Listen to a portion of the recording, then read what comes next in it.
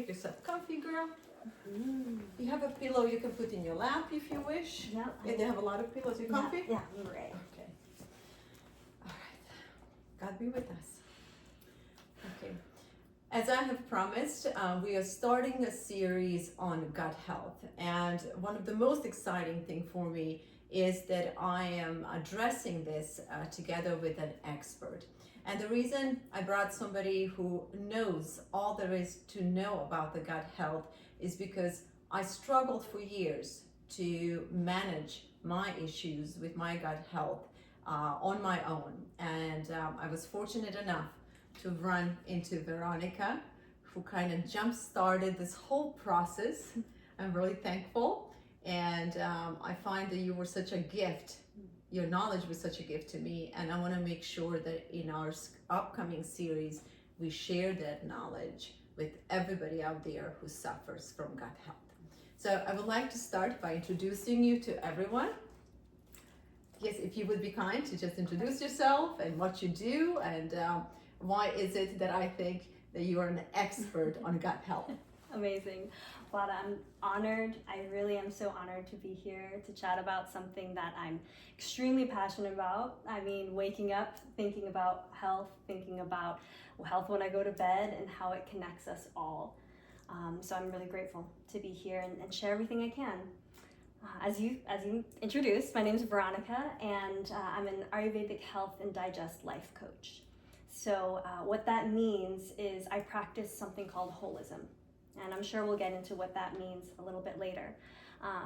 In the context of digestive health, of gut health, through the lens of holism, that means we don't just look at the GIT, right? We look at everything that's going to influence how efficient the GIT is in digestion, absorption, assimilation, from everything that comes in and goes out or doesn't go out, but also everything that surrounds the day-to-day that creates either constriction, holding, or expansion, receiving. And then can we look even maybe farther back into, of course, our parents, epigenetics, our environments, where we want to go in the future. How does that dictate our digestive experience as well? Mm-hmm. So that's holism, and that's just kind of scratching at the top. And in the issue, when it comes to gut, you cannot just address one particular issue, because this is what I was trying to do. Mm-hmm. Change the food or do little tweaks which ultimately did not work. But approaching it from a different perspective, as you mentioned, holism, seeing a gut as a kind of gathering place of all the things that happen to us in our life, and addressing it from all these angles. Seeing, I have to repeat this. That's good. Angles. Yeah. But seeing our gut as a gathering place of everything that happens to us definitely made me think that this needs to be approached from different angles. And this is something that I learned from you. Mm. So in our series, we're gonna go through a number of different issues and how to deal with them. But I want to start today by asking a couple of questions, if you don't mind. And I would like to start by asking, why is there such a health crisis in America today? And obviously gut is just one of them, but there are so many other health issues in our Western civilization. What's going on? Ooh, Vlada, with the big questions, the important questions. Thank you for asking this. And as you ask me this, the first thing that comes to my mind is how many different angles we could approach this question from. And I first want to name that what I'm going to share comes from a place of someone who was born here. A little bit of context of how I'll answer these questions is, yes, I was born here, and my mother's Filipino, my father is Mexican, Native American, Italian, and we have Spanish in here as well, right? So I'm coming from multitudes of backgrounds in this place, this America, that is very young, and I'm young. So recognizing I'm gonna respond, coming from these different backgrounds as someone who is young and learning and living in a nation that is also extremely young and learning. And I think that has to do with a lot of the challenges that we have. If we just take a step back in terms of the human existence, humans have been on this planet for 300,000 plus years, right? First people in Africa, we look at maybe even Europe can be people about 75,000 years ago, right? Here in America, Native Americans have been here for about 15,000 years. Don't quote me, like some, of course, if someone knows, let me know exactly. But about 15,000 years, right? Native Americans. And we look at India, right? The practice of Ayurveda comes from India. People there, about 75,000 years plus, and just making a mark, I think in Europe, 45,000 years, so we can cut that part. They've been around for about 45,000 years in terms of dates. So in India, we've had people on living with the earth around 75,000 years. Americans, like America, the United States, we've called ourselves a nation for less than 300 years. The scientific revolution, which is what dictates our Western medical healthcare system, about 300 to 400 years old. We, again, as humans, have been living in holism, connected to the earth, learning from the earth, learning from the seasons for about 300,000 years. And that has been, I believe, lost. And we're scrambling, we're young, we're trying to figure it out, but where are our elders? And we have disconnected from them. And I say that in a way, I say... That's a very good point, by the way. Yes, the wisdom of elders has been disconnected, and it's missing definitely today. So, sorry for interrupting. Thank you. Yeah, no, this is to be highlighted. And the respect of our elders who carry a lot of the wisdom, and in a nation where we're scrambling, trying to learn and piece things together. So I believe that the fact that America is experiencing so many health challenges is because we're many different peoples, right? Like I said, I've multitudes of backgrounds within me. And do I know how my ancestors in the Philippines healed? Do I know how my ancestors here, my Native American ancestors, how they healed? Was I taught that? And how do I translate those principles of healing in the current location that I'm in? Is that taught? Right? Because if I utilize the medicines that were used in the Philippines here, very humid over there, right? Very humid, very hot. What obviously grows? different herbs, different resources. Exactly, extremely different. Here in a very desert region, will that work? Will that context work for my body? Maybe, maybe not. And what I find for Americans, us kind of scrambling, not really having the advice and the principles, the format that has been lost but is not lost. It's still there, we just have to find it. If we don't have that, then we're scrambling. I hear people, we're importing different foods because someone else told me to try this thing, this kind of herb, and I'm trying a bunch of different things from a place of deep fear, pain, constriction, trying to figure out, what am I going to need? What am I going to take? Right? And so I believe that we're coming into a time where it's so important and crucial that we not only slow down, but recognize the context that we're in and reach out for those, not only our elders. And when I say our elders, I'm also talking about like the wisdom of the earth. The wisdom of the right? past. And of the past, yes. Exactly. And really literally talking to your elders, like, what did you eat when you were younger? Like, did that work for you?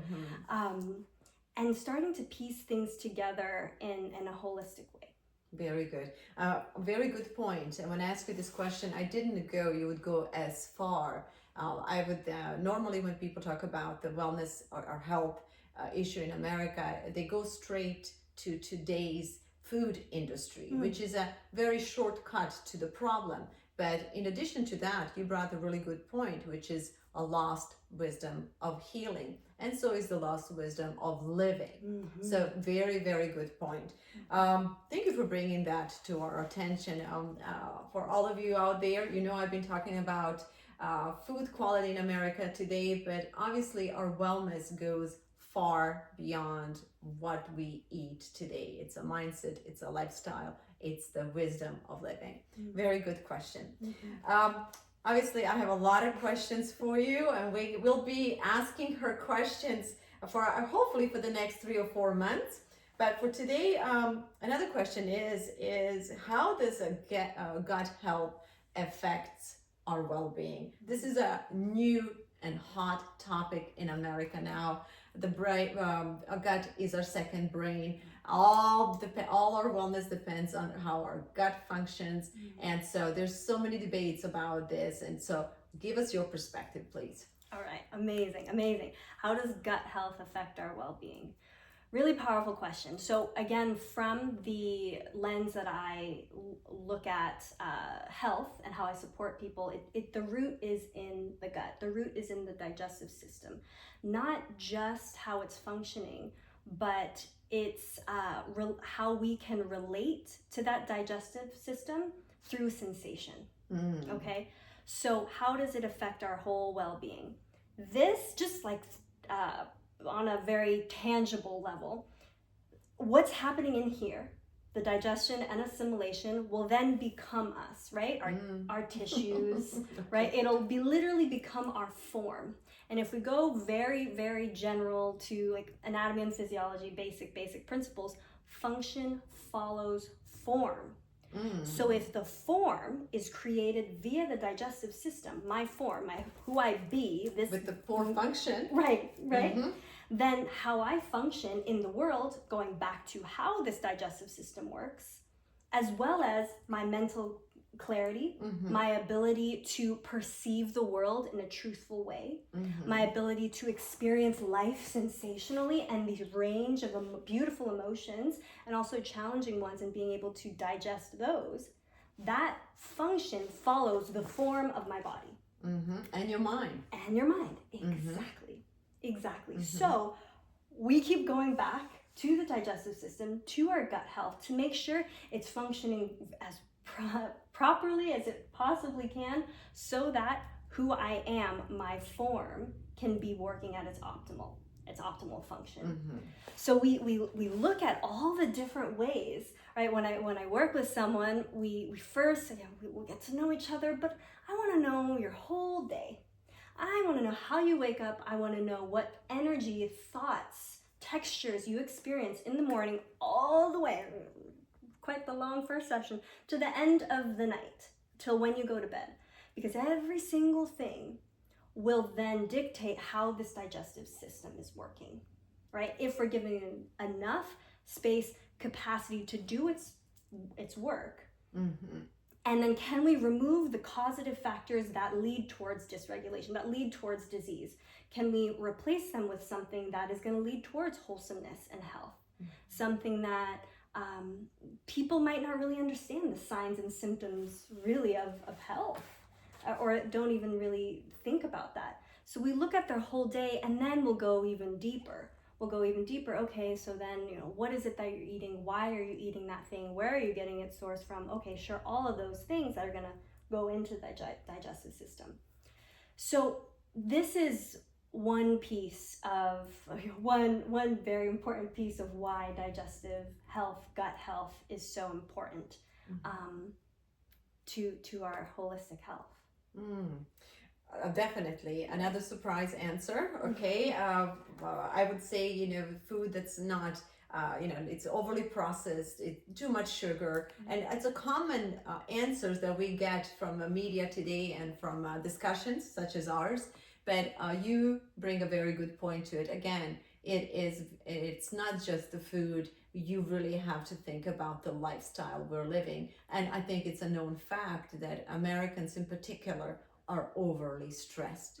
And I think that obviously has a great impact on our gut. And I think that's more than truth, because as I mentioned, my whole life I have devoted a lot of time and energy in seeing that the food I consumed and my family consumed was natural, homemade, simple ingredients, homegrown in some instances, and still I suffered from a gut issue my whole life. And in one of the future interviews, we can address this a little bit more, and I'll share specific issues that I faced, which were pretty serious. And thanks to Veronica, I'm slowly starting to unravel the issue and dissect of what was causing so much problems with my stomach. So thank you for bringing that to our attention. And I think I would love to revisit these topics and maybe, as I said, dissect them further and work item by item so that we can all learn together. Yes. Thank you. I want to just highlight that all of these questions are so deep, right? They're really powerful, and I'm sharing such a high level answer to these questions because they'll go deeper into what each food is then becoming this form, right? If we're going to choose the way you're choosing, like food from the garden or something fresh, how does that create then your health versus something that's processed, right? So these all go into much deeper waters, just like even the first question, like why is health a challenge in America? We haven't even talked about the use of the internet and social media and not being able to digest and assimilate that. Yes, Come on, there's that's another poisonous ingredient. We're consuming every day abundantly, yes. Abundantly, Yes, exactly. yes.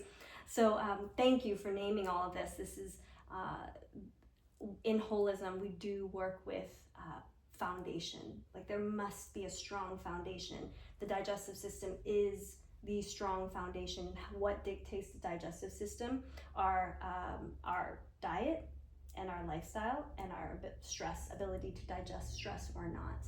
And then from there, that becomes our body, those become our sensory perceptions of the world. And then from there, it becomes our cognitive clarity or not. From there, it's our connection to soul, connection to God, connection to source, whatever. But if we go from different angles, if I try to connect to God, but the form of my body is in a lot of pain or filled with waste, then my connection to God, source, spirit, the pathways are closed. It's just very closed. Oh, how exciting. This is so exciting. I mean, as I said, this is going to be a great series, and the point of all of this is to share the knowledge without trying to sell you anything, without trying to promote anything. This is just a discussion between somebody who suffered, who has an issue, and somebody who knows how to deal with this. And I think in one of the episodes we can also talk about the issues you had in your early life with your digestive issue as well, and you kind of got into this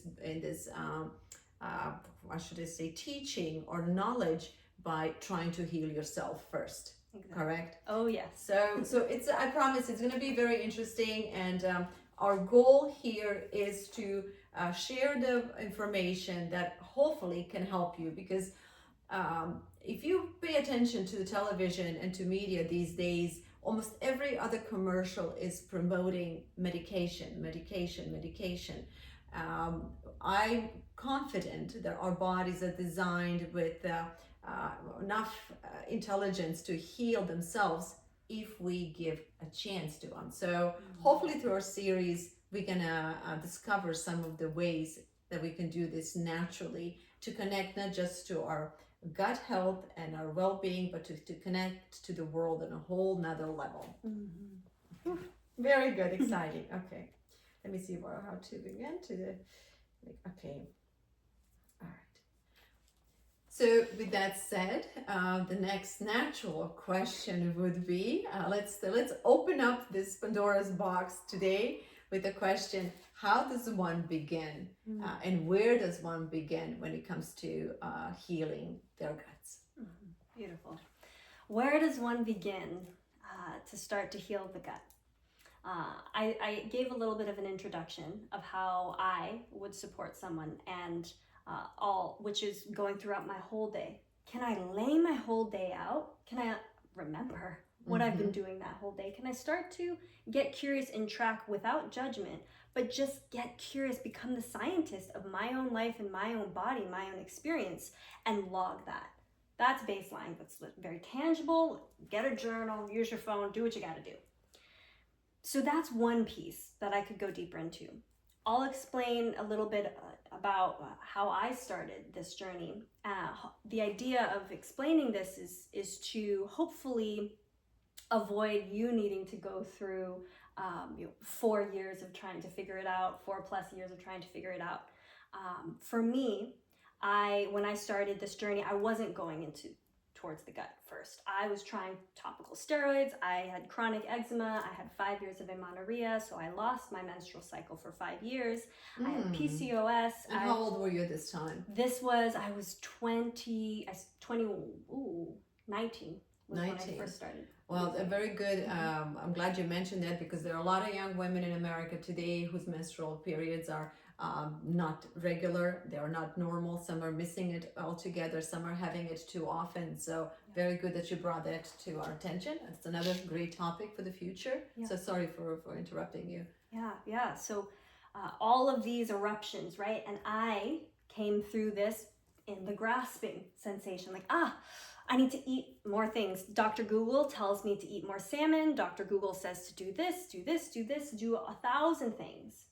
And that couldn't have been, I would never take it back, right? Because the challenges brought me to where I am today. But that couldn't have been farther off from what I would suggest someone to do to start to heal their gut. What I would start suggesting would be start tracking and simplifying. Simplify first. Again, foundation of holistic health will start with, right, the body. And if the body cannot digest and assimilate what it's putting in, why are we putting more things in? More complicated combinations that lead to a chemical response in the body, right? Everything does need to be broken down in the body. So if I start to simplify and I give it what it can break down, then I can start reading the signs and symptoms of proper digestion. So this is the beginning, the Pandora's box of learning the sensations of my own body, right? Of course, I always recommend having support, whether that's with a coach, a doctor, someone, a family member, a friend. Yes, someone to hold you accountable and who's here with you to get curious instead of judge or whatever, as long as you feel safe with this person. And the idea of starting to track and simplify sensations, then I can start to piece together, instead of if I start tracking and I simplify, it'll be much easier for me to notice, okay, it was the lime or lemon juice that created an eczema attack that day. It was the lime or the lemon juice that created an eczema attack. However, why didn't it create an attack last week? So this is where, again, the tracking, all of this can get very dense, but the curiosity is around holism. If I got a reaction from this sour beverage this week, but not last week, what else was I doing? Did I work out that day? Did I get a good night's sleep? Did I eat anything before that or after that? What was the context of which I put something in my body? What form, what environment, what soil did I have to then put something in and to create a reaction or some kind of pain or constipation? So there's a lot of curiosity here, and the hope is that it's not overwhelming, but rather exciting. I'm gonna say that. So for a lot of people will listen to this and say, "Are you kidding me? Right? Who's got time to do that?" Instead, people will just jump and say, "Okay, I'm gonna deal with another tummy ache. I'm just gonna pop another pill. Let me get through this. I know you're right, but I'm gonna deal with that sometimes later in my life," which might be too late, because the colon cancer, I just found out statistics that colon cancer among young people is 500% up in the last 20 years. And we're talking about teenagers. This disease that normally was disease of the elderly, it's now creeping in lives of children. So going back to what you're suggesting, getting your mind involved, not just physically getting involved to navigate through your daily eating schedule and foods. Now you have to get your mind involved when you have to track things. You have to be fully engaged to take the a knowledge of what is causing, to obtain the knowledge of what's causing all this. Right. So, okay, go ahead. Yes, this is great. Let's talk about that a little bit. The overwhelm, right? If you hear this and you're right away, you're like, that's not for me, that's too much, I want to take a supplement instead. Okay. I get that. I hear you. It does take a lot to basically have a job of learning the signs and symptoms correct. of your body. It's a job, correct. Absolutely. So the word that we use in somatics, in this work of getting to know yourself, is titration.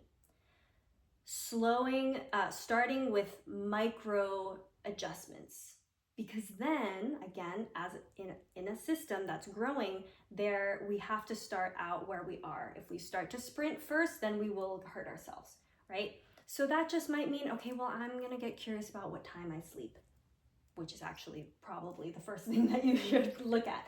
And would be easy to track, right? Would be easy to track. Super easy to track, right? Just start with that. What time did I sleep last night? Okay, what time am I going to sleep tonight? Start tracking, because in gut health, in holism, in Ayurveda, what we first will have someone do who's trying to heal from the gut out would be circadian entrainment. So entraining our bodies, the rhythm of our bodies, the heart, the drumbeat of our health to the cycles of nature. So that we'll start with sleep. Start with sleep.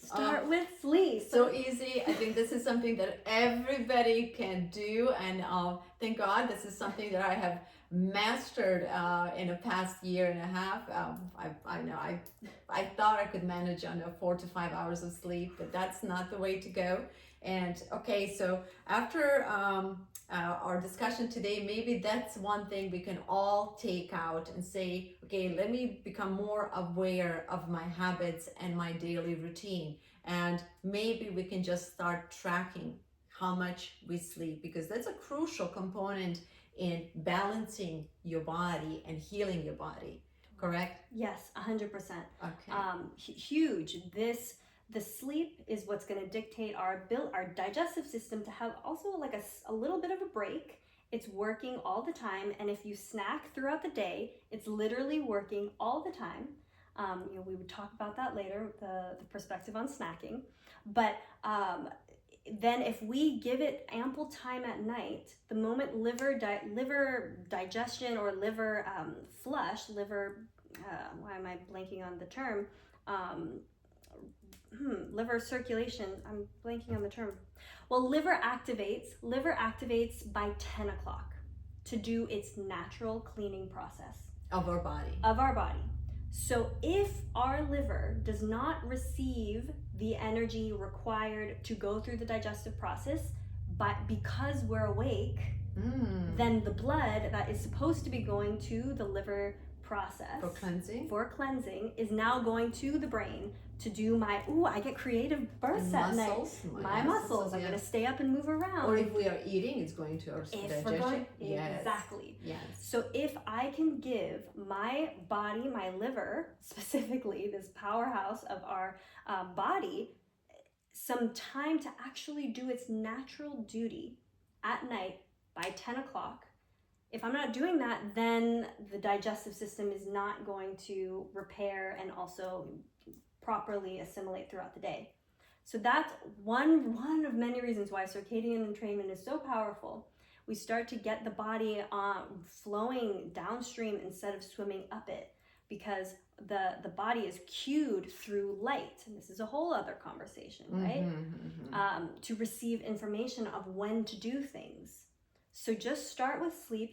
There are apps on the phone that you can turn the phone on airplane mode and it'll still track your sleeping, and it can be fun to look at data if you don't want to use your own, pen and pencil. There's so many different things. There are wearables. I make sure I don't have anything like on unless it's on airplane mode around me, but it can still track your sleeping just to get, kind of, again, fun into learning about you.